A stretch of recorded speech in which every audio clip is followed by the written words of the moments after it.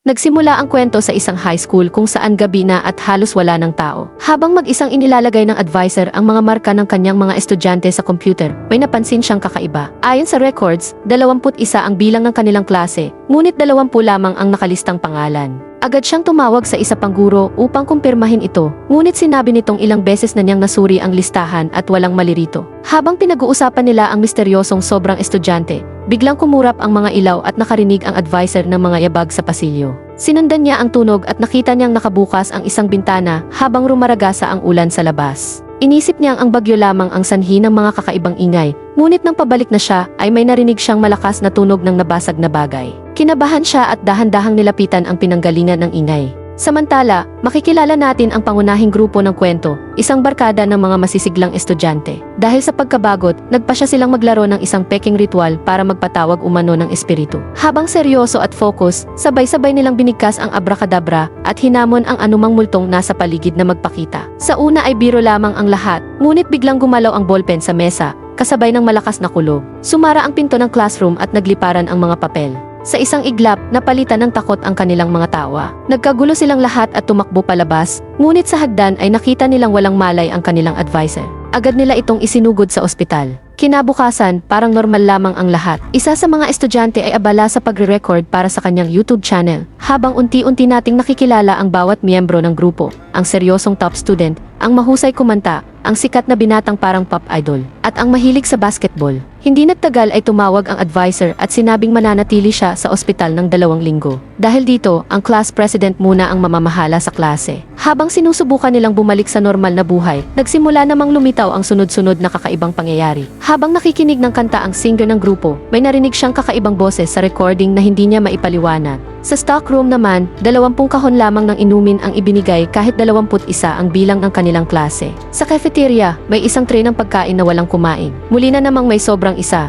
Mas lalo silang nalito nang magkaroon ng football match. Ayon sa bilang, kulang sila ng mga manlalaro, ngunit nang magsimula ang laro ay tila kumpleto ang lahat. Pagkatapos ng laban, napansin nilang hindi tumutugma ang bilang ng mga taong nasa field at ng mga dapat talagang naglalaro. Pagbalik sa classroom, pinagsama-sama nila ang lahat ng kakaibang pangyayari. Muli nilang binilang ang bawat isa at umabot sa 21.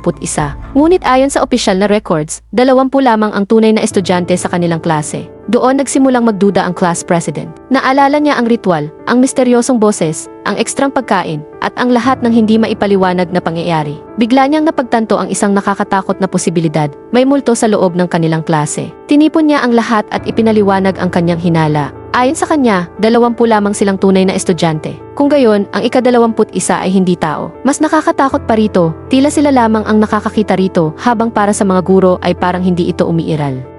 Noong una ay hindi sila naniwala, ngunit nang patugtugin ng singer ang recording na naglalaman ng misteryosong boses, nanlamig ang buong klase. Unti-unting napalitan ng takot ang kanilang mga mukha dahil tila may sapat ng ebidensya na may kakaibang nilalang ang kasama nila. Nagsimula silang magtanong kung sino sa kanila ang hindi tunay na tao. May ilan pang nagtangkang hamunin ang multo na magpakita, ngunit walang nangyari. Dahil hindi nila makontak ang kanilang advisor, napagdesisyonan nilang sila mismo ang mag-imbestiga. Gayunpaman, hindi pa rin seryoso ang ilan sa kanila. May isang estudyanteng itinuro ang likod ng kanilang kaibigang mahilig sa basketball at sinabing may multong nakatayo roon. Sa sobrang gulat ay agad itong napatalon at lumingon, ngunit wala naman pala. Nagtawanan ang buong klase habang pinagtitripan ang kanilang natatakot na kaibigan. Dahil sa hiya at inis, tahimik na lamang siyang umalis ng silid-aralan. Pagsapit ng gabi, muling nagtipon-tipon ang ilan sa mga estudyante sa dormitoryo upang hanapin ang sagot sa misteryo ng ika-21 estudyante. Ang self-proclaimed ghost expert ng grupo ay may kakaibang teorya. Ayon sa mga nabasa niyang paranormal books, galit daw ang mga multo sa beans. Kaya iminungkahi niyang kumain silang lahat ng beans at ang sinumang hindi makakaubos ay siya umanong multo. Kahit walang matibay na basehan, sinubukan nila ito at nakakagulat na naubos ng lahat ang kanilang pagkain. Ngunit kahit ganoon, wala pa rin silang natuklasan at nanatiling palaisipan kung sino ang misteryosong dagdag sa kanilang klase. Habang lumalalim ang misteryo, makikita naman ang iba't ibang reaksyon ng mga estudyante. Ang top student ay nanatiling kalmado at nakatuon sa pag-aaral. Nang tanungin siya ng kanyang kaibigan kung natatakot ba siya sa mga usap-usapang multo, simple lamang ang kanyang sagot, mas mahalaga ang nalalapit na pagsusulit kaysa mga tsismis. Samantala, iba naman ang iniisip ng class president. Naalala niya ang pangako ng kanilang advisor na irerekomenda siya para sa scholarship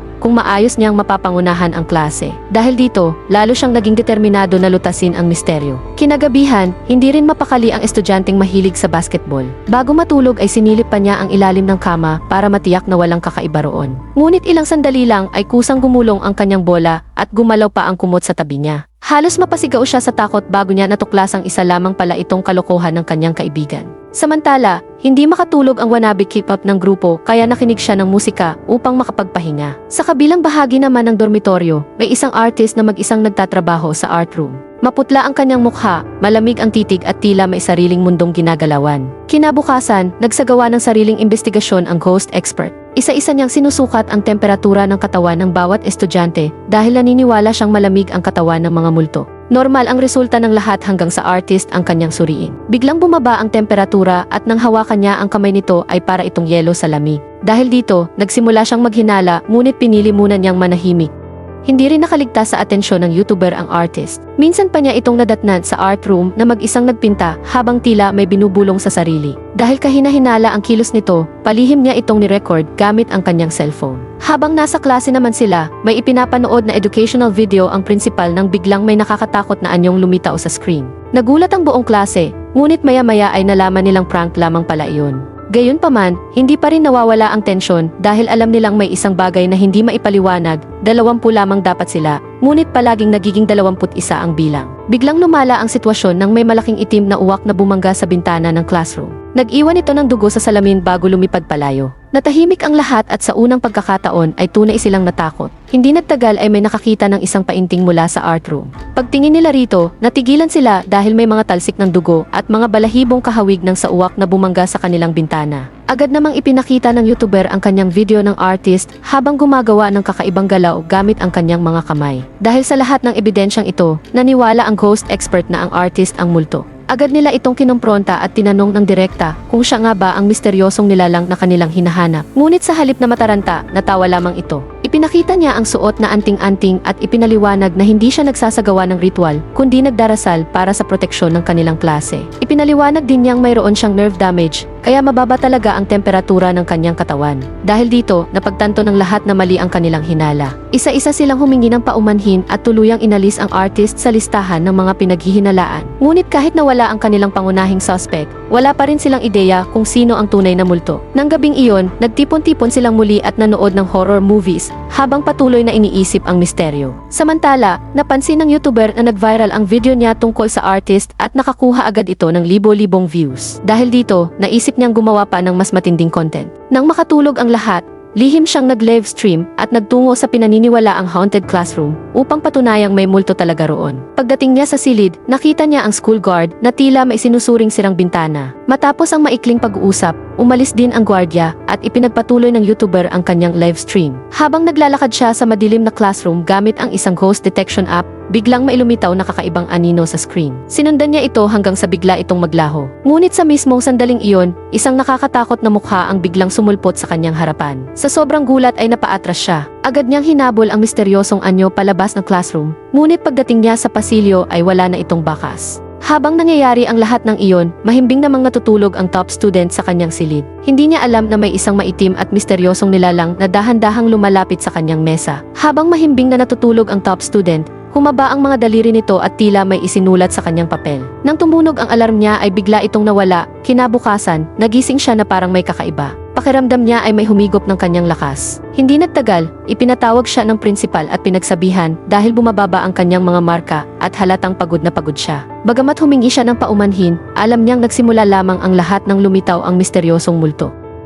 Kalaunan ay kinausap siya ng isang kaibigan na mailola umanong espiritual na manggagamot. Ayon dito, maaari siyang bigyan ng anting-anting para protektahan laban sa masasamang espiritu. Samantala, habang pumapasok ang mga estudyante sa paaralan, napansin nilang tila may itinatagong sikreto ang school guard dahil iniiwasan nito ang kanilang mga tingin. Sa loob ng classroom, abala naman ang ghost expert sa paglalagay ng asin sa sahig. Naniniwala siyang takot dito ang mga espiritu at baka ito ang susi upang mabunyag ang tunay na multo. Ngunit mas malaking problema ang sumunod ng kumprontahin ng class president ang YouTuber matapos mag-viral ang video tungkol sa kanilang paranormal na karanasan. Galit siyang nagbabala na maaaring maapektuhan ang kanilang reputasyon at nag-aalala na pati ang kanyang inaasam na scholarship ay mapurnada. Habang tumitindi ang tensyon, may isang estudyanteng nagsabing sana ay malaman na nila kung sino ang multo. Biglang nagsalita ang artist at diretsahang itinuro si Haruto. Nagulat ang lahat dahil tila wala namang ebidensya laban dito. Ipinaliwanag pa ng artist na bulag lamang sila sa katotohanan, ngunit walang gaanong naniwala sa kanya. Pagsapit ng gabi, isinabit ng top student ang anting-anting sa itaas ng kanyang kama. Maya-maya ay dumating si Haruto at nagpasalamat sa kabutihang ipinakita nito sa kanya. Ngunit nang humiga siya ay init ang kanyang katawan na parang napaso dahil sa anting-anting, bigla siyang napasigaw sa sakit. Agad siyang tumakbo sa isang bakanting silid at doon nakita sa salamin ang tila mga paso sa kanyang likod. Sa puntong iyon, nabunyag ang katotohanan. Si Haruto nga ang misteryosong ika-21 estudyante. Siya ang multong nakasama nila sa klase mula pa noong simula. Siya rin ang lihim na nagtapo ng beans upang hindi mahalata at ang responsable sa ilan sa mga paranormal na pangyayaring naganap matapos ang ritual. Ngunit sa kabila nito, wala siyang masamang balak. Gusto lamang niyang manatiling kasama ang kanyang mga kaibigan. Kinabukasan, muling kinausap ng top student ang kaibigang nagbigay ng anting-anting. Ikinuwento niyang nakatulog siya ng maayos sa unang pagkakataon matapos ang mahabang panahon. Gayunpaman, habang natatakot ang karamihan sa multo, may ilan pa ring tila walang pakialam at patuloy lamang sa kanilang normal na buhay. Sa cafeteria, hindi sinasadyang nasagi ng isang estudyante ang likod ni Haruto at napansin nitong tila nasasaktan ito. Mabilis namang gumawa ng dahilan si Haruto at sinabing nadapa lamang siya habang naglalaro. Samantala, hindi pa rin tumitigil ang YouTuber sa paghahanap ng content. Bumalik siya sa haunted classroom upang mag-livestream, ngunit wala siyang nakuhang paranormal na ebidensya. Nang mawala ng interes ang kanyang viewers, nagsimula na naman siyang gumawa ng mga prank para takutin ang kanyang mga kaklase. Kalaunan ay dumating ang isang batang substitute teacher, ngunit agad itong umalis nang ipaalam ng principal na may sumira sa bintana ng kanyang sasakyan. Pagkaalis nito, biglang kusang umandar ang isang aparato sa loob ng classroom. Nataranta ang mga estudyante at agad nilang inisip na may kinalaman na naman ang multo. Sa gitna ng kaguluhan, lumapit sa Haruto at pinatigil ito, ngunit bigla na naman ito umandar. Ngunit ang hindi alam ng lahat ay prank na naman iyon ni YouTuber para sa kanyang content. Mula noon ay sunod-sunod pa ang kanyang mga kalokohan, kabilang ang pagpapabagsak ng mga painting at iba pang pananakot upang makakuha ng views. Isang araw, sinundan ng isang estudyante ang misteryosong pag-awit na naririnig niya hanggang makarating siya sa isang kabinet. Pagbukas niya rito, tumambad ang kanyang teddy bear na tila nababalutan ng dugo habang patuloy na kumakanta. Sa sobrang takot ay winasak niya ito.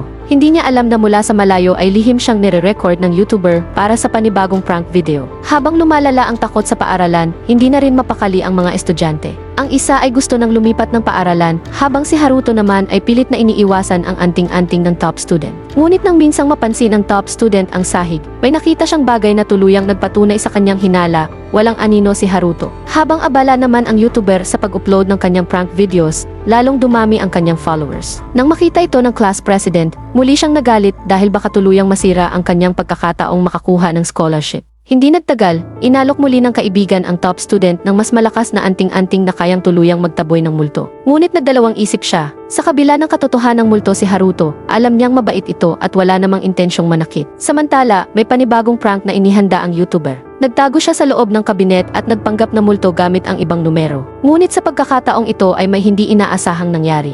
Nakareceive siya ng tawag mula sa isang tunay na multo. Biglang nanlamig ang kanyang buong katawan. Kahit anong gawin niya ay hindi niya mapatay ang cellphone, kaya sa takot ay hinagis niya ito. Dito nakita si Haruto ang gumawa ng tawag. Hindi para manakot, kundi para protektahan ang kanyang mga kaklase laban sa walang tigil na kalokohan ng YouTuber. Matapos ang insidente tungkol sa multo, tila natahimik na rin ang lahat at wala nang nagtangkang manggulo o gayahin si Haruto. Kinabukasan, sa klase ay may gumagawa ng parang fortune-telling gamit ang mga tarot card. Nang si Haruto na ang sumubok, namutla ang kaklase niya matapos makita na puro baraha ni kamatayan ang mga lumabas. Dahil dito, natakot si Yoshi at sabay bulong sa sarili na hindi ito baraha ng buhay na tao. Hindi nagtagal, inanunsyo ng class president na magkakaroon ng school festival at napagdesisyonan ng kanilang klase na gumawa ng haunted house. Kahit nagbiro silang sapat na ang multo sa kanilang buhay, wala silang nagawa kundi sumang-ayon. Pagsapit ng festival, naging masaya ang buong paaralan habang abala ang lahat sa paghahanda ng kanilang atraksyon. Samantala, pansamantalang lumabas ang class president matapos makatanggap ng mensahe mula sa kanyang ama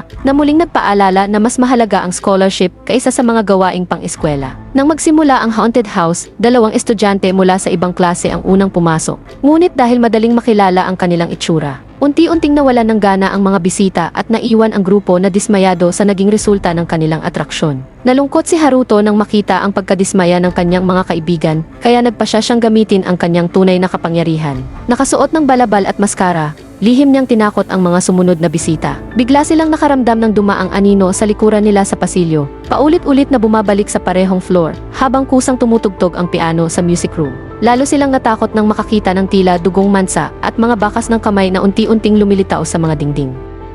Sa pagkakataong ito, hindi lamang ang mga bisita ang natakot. Maging ang mga estudyanteng nagpapatakbo ng haunted house ay nakakita ng mga bagay na kusang gumagalaw at mga misteryosong anino. Agad na kumalat ang balita na may tunay na multo sa loob ng paaralan, kaya nagkagulo ang lahat at nagsitakbuhan palabas. Habang nagsisilikas ang mga estudyante, napag-alamang 2 ang nawawala, si Haruto at isa pang estudyante. Habang naglalakad mag-isa ang nawawalang estudyante sa madilim na koridor ay nakita niya ang mga bakas sa bintana.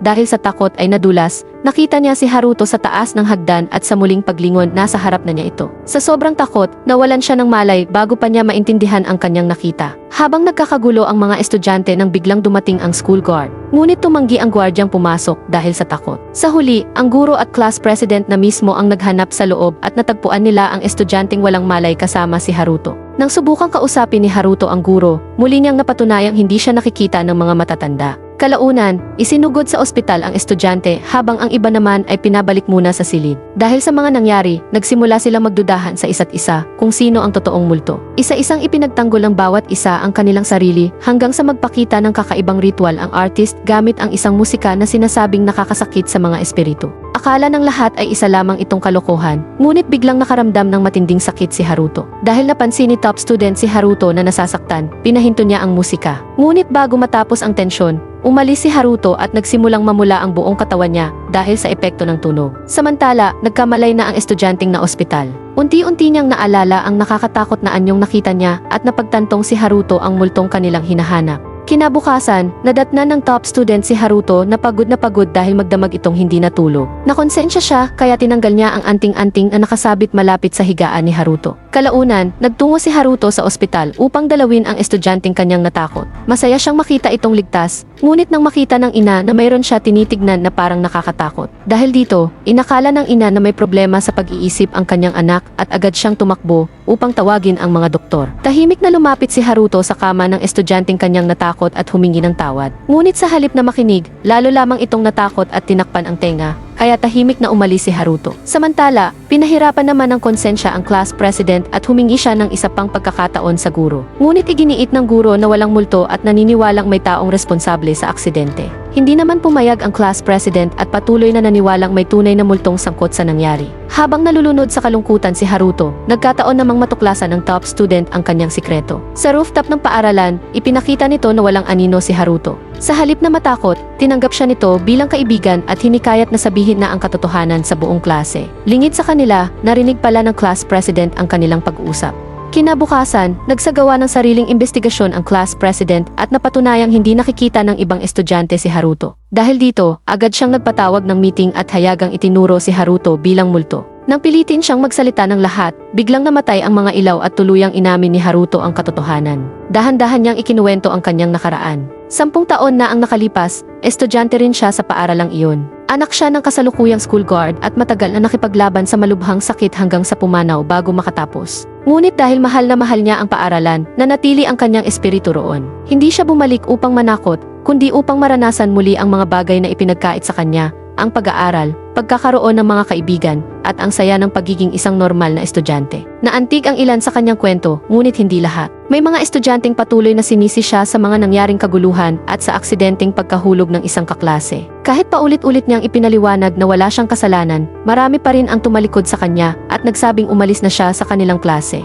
Samantala, ipinakita rin ang nakaraan ng school guard na siyang nagdala ng abo ni Haruto sa silid-aralan 10 taon na ang nakalipas upang matupad ang huling hiling ng kanyang anak nang hindi alam na mananatili roon ang kanyang espiritu. Unti-unting nahati ang klase. May mga nais tanggapin si Haruto, ngunit mayroon ding gustong tuluyan na siyang paalisin. Dahil sa sunod-sunod na problema, muli siyang napagbintangan sa aksidente ng estudyanteng na ospital. Ngunit nang puntahan nila ang biktima, nalaman nilang hindi itinulak ni Haruto ang estudyante at kusa itong nadulas. Dahil dito, napatunayang inosente siya. Pagbalik sa paaralan, nagsagawa sila ng botohan upang malaman kung maaari pa siyang manatili sa klase. Naging tabla ang resulta hanggang sa dumating ang estudyanteng galing sa ospital at ibinigay ang kanyang boto kay Haruto. Dahil dito, tuluyan siyang tinanggap muli ng kanyang mga kaklase at nakabalik sa piling ng kanyang mga kaibigan. Ngunit hindi pa roon natapos ang problema. Nang matuklasan ng guro ang pangalan ni Haruto sa mga lumang record ng paaralan, sinubukan nitong paalisin siya at tinakot pa ang ibang estudyante upang lumayo rito. Dahil sa takot sa guro, lumayo ang mga estudyante kay Haruto. Dahil dito unti-unti naglalaho ang kanyang sarili hanggang sa tuluyan siyang maglaho. Gayunpaman, nararamdaman pa rin ng kanyang mga kaibigan ang kanyang presensya sa maliliit na bagay, mga gamit na kusang napupulot at mga bintanang biglang nagsasara. Doon nila napagtanto kung gaano kahalaga si Haruto sa kanilang buhay. Nagpatawag ang kanilang guro ng shaman na lola ni Yoshi. Gumawa ito ng ritual upang malaman kung may multo sa classroom. Dito natukoy niya ang pinagmumula ng espiritu isa sa mga Laker. Nakita nila ang abo ni Haruto nang babasagin ng Shama, ngunit agad inagaw ng isang estudyante. Nagkaisa silang ipaglaban siya at kalaunan ay napaniwala rin nila ang guro. Sa wakas, muling naging malinaw ang anyo ni Haruto at masayang nakita siyang muli ng lahat. Puno ng emosyon ang kanilang muling pagkikita habang isa-isa siyang niyakap ng kanyang mga kaibigan. Dumating ang araw ng kanilang graduation. Sama-sama silang kumuha ng litrato bilang alaala, kasama si Haruto na nakangiting nakatayo sa tabi ng mga taong itinuring niyang pamilya. Sa wakas ay natupad niya ang matagal ng pangarap, ang maging isang normal na estudyante, magkaroon ng tunay na mga kaibigan, at makapagtapos kasama sila. At dahil wala na siyang anumang pagsisisi, naging handa na rin siyang magpaalam ng payapa. Shout out at salamat sa lahat ng nagko-comment at sumusuporta sa channel. Ito ang ilan sa mga active viewers natin.